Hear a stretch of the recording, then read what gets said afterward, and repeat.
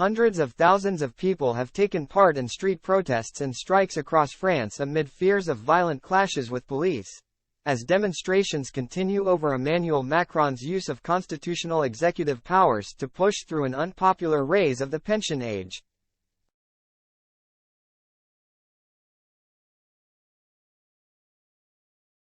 The Interior Minister, Gérald Darmanin, said 13,000 police had been deployed, 5,500 of them in Paris alone.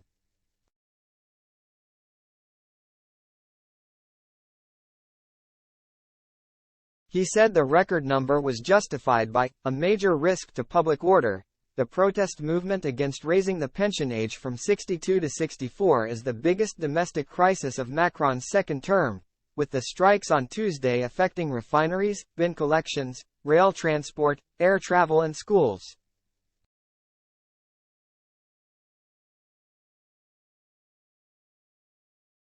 Authorities in Paris and several other cities were braced for clashes between police and protesters.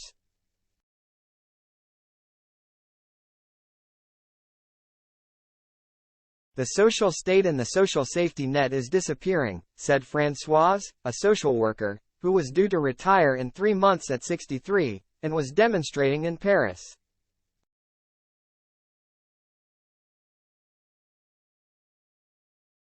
Yves, a former teacher and factory worker, who retired at 59, said, "People are demonstrating on the street because citizens aren't being listened to.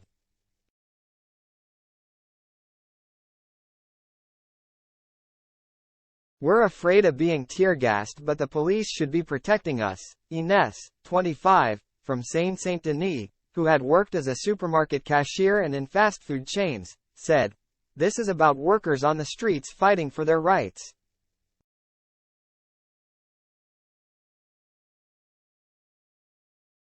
The crisis has intensified because of controversy over policing tactics, with lawyers complaining of arbitrary arrests, injuries and heavy-handedness during crowd control.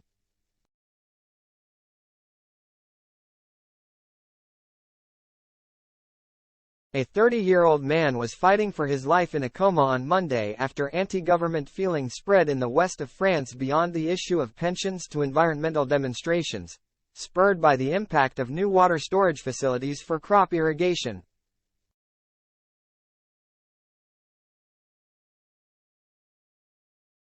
The man suffered head trauma during clashes between protesters and police. An investigation is underway to determine the circumstances.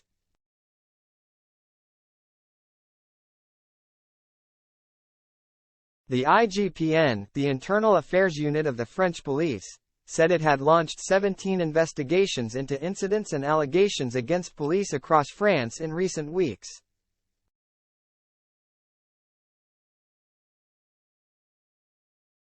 More than 30 lawyers wrote an open letter to Le Monde on Monday stating their great concern over what they called arbitrary arrests of hundreds of people, accusing the police of using the judicial system and arrests as a tactic to put people off protesting.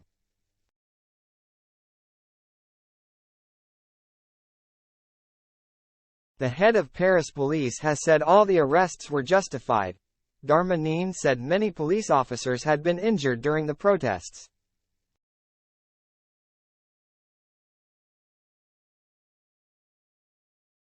The Council of Europe said on Friday that peaceful protesters and journalists had to be protected from police violence and arbitrary arrest.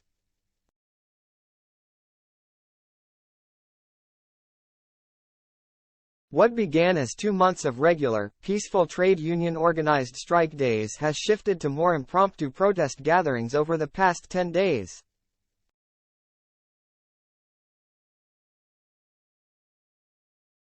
There have been pockets of unrest in many cities and towns after dark, with fires lit on streets and property vandalized.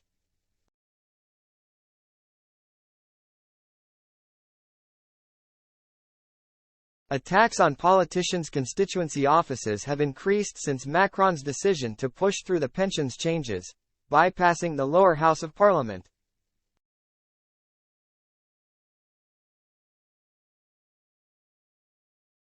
A preparatory note by French intelligence services before Tuesday's trade union-led day of strike and protests said many more young people were likely to take part, perhaps twice or three times as many as on the last big day of strike action last Thursday, French media reported.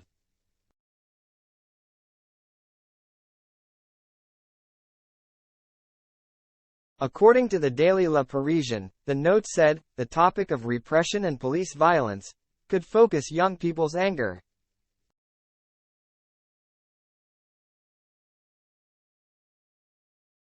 Many young people at first didn't feel affected by the pensions changes, but joined the movement last week, indignant at the use of executive powers contained in Article 49.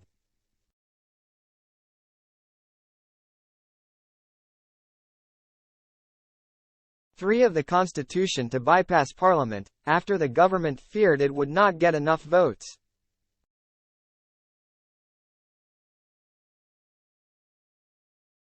Authorities are expecting clashes and violence similar to last Thursday's coordinated strike day, when bus stops, newspaper kiosks and traffic lights were smashed in Paris and hundreds of fires lit on pavements amid running clashes with police.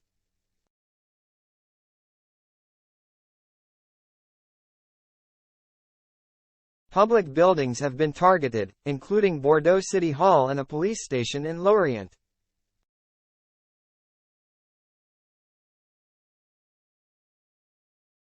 The Interior Ministry blamed far-left groups. On Monday, the Louvre Museum in Paris was blocked by striking museum workers and could not open.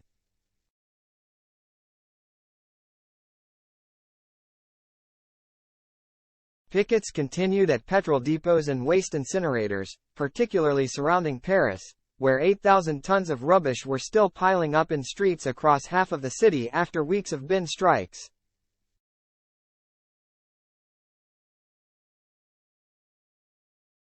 Paris City Hall said it would clear piles of refuse from the route of Tuesday's street march to try to avoid fires being lit.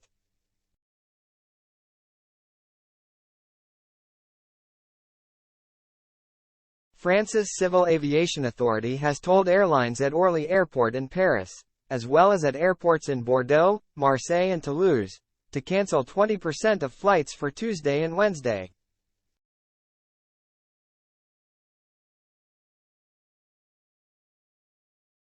High school unions said that up to 200 schools were blockaded by pupils. Macron summoned the Prime Minister, Elisabeth Borne, as well as government ministers and senior politicians for crisis meetings on Monday as tensions ran high.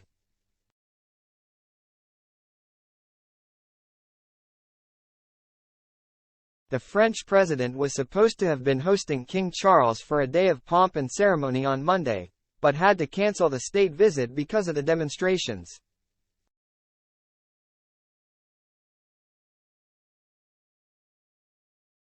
French opposition politicians on the left and right said France's image and diplomacy had been damaged by the last-minute cancellation.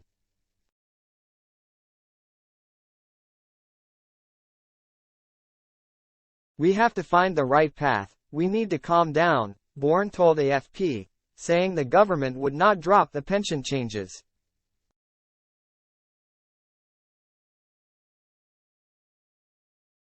She said she was ready for dialogue with unions on other labor issues, including demanding jobs, conditions for older workers and retraining.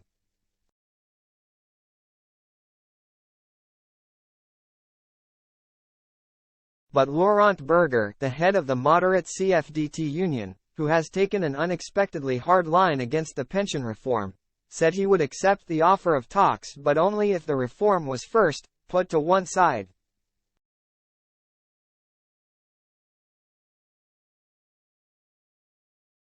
The government has vowed to hold firm, uncertain of how many more days of strike action would be called.